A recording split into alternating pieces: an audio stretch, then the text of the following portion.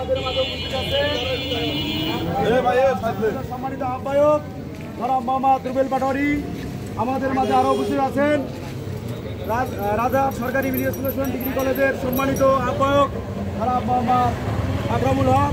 আমাদের মাঝে আরো উপস্থিত আছেন হরিয়ানাঙ্গা ইউনিয়ন ছাত্র দলের সম্মানিত সভাপতি জনাব মোহাম্মদ রাকিবুল হাসান। আমাদের মাঝে আরো উপস্থিত আছেন হরিয়ানাঙ্গা ইউনিয়ন ছাত্র দলের সম্মানিত সাধারণ সম্পাদক জনাব মোহাম্মদ রাকিব। এবং আমাদের মাঝে আরো উপস্থিত আছেন সরকারি মিডিল স্কুল কলেজের সম্মানিত যুগ্ম আহ্বায়ক ফজলুল হক ফরিদ। আমাদের মাঝে আরো উপস্থিত আছেন রাজারহাট উপজেলা ছাত্র দলের সম্মানিত যুগ্ম আহ্বায়ক মন্নাব আলী। এবং আমার মাঝে আরো উপস্থিত আছেন রাজারহাট সরকারি মিডিল স্কুল কলেজের সকল প্রকার ছাত্রদল সাধারণ শিক্ষার্থী সকলে উপস্থিত রইল আমার রাজারহাট উপজেলা ছাত্র দলের পক্ষ থেকে সংগ্রামী শুভেচ্ছা অভিনন্দন। আসলে আজকে বক্তব্য রাখার আমাদের কিছু নাই, এখানে আমাদের দুঃখের এবং আমাদের মাঝে যে বেদনাদায়ক যে ঘটনাটি ঘটেছে মাগুরা আছিয়া, তার বয়স মাত্র 8 বছর। সেই মেয়েটি সবে মাত্র ফুলের মতো ফুটতেছে, তৃতীয় শ্রেণীতে পড়ে। আর সেই মর্মান্তিক কাহিনী আমরা গভীর রাত্রে মাগুরা জেলায় আমরা দেখতে পাই। তাই আমরা বলতে চাই রাজারহাট উপজেলা ছাত্রদলের পক্ষ থেকে আমাদের মা বোনের যেমন নিরাপত্তা নাই, এই ফেসিস্ট 23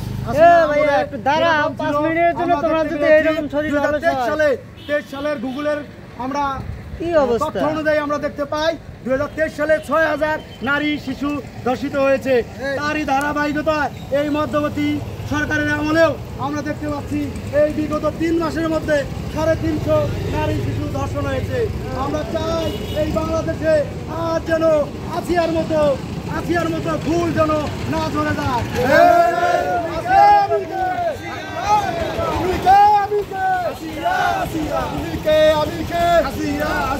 আমার সোনার বাংলায়, আমার সোনার বাংলায়, আমার সোনার বাংলায় আমরা দেখতে পাই, আমরা আইনের দিকে দেখতে পাই 9-এর 1 ধারায় আমরা দেখতে পাই যে একটি ধর্ষিত আসামির সর্বোচ্চ সাজা হচ্ছে মৃত্যুদণ্ড।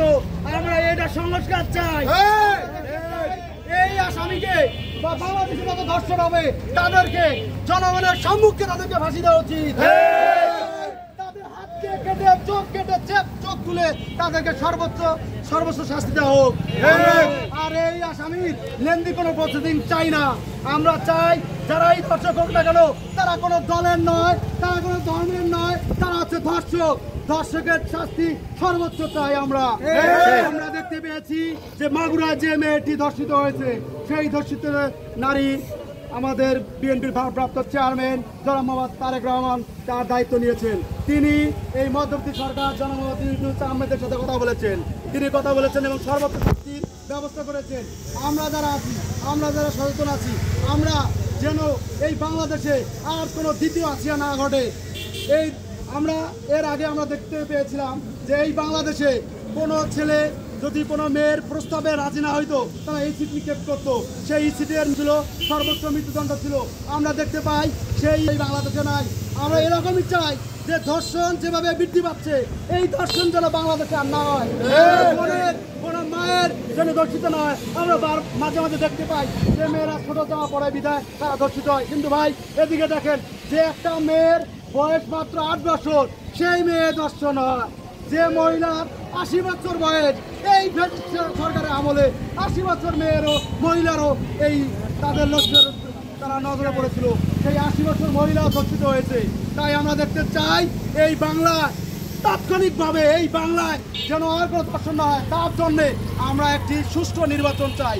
এই সুষ্ঠু নির্বাচনের মাধ্যমে যেই বাংলাদেশের প্রধানমন্ত্রী হোক না কেন, আমরা তাদের কাছে আবেদন থাক বাংলাদেশে আর যেন কোনো ধর্ষণ না হয়। ব্যক্ত রেখে আমি আমার সংক্ষিপ্ত করছি।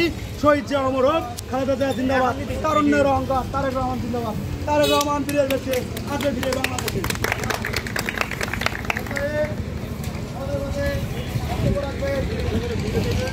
উপজেলা ছাত্র দলের সম্মানিত আহ্বায়ক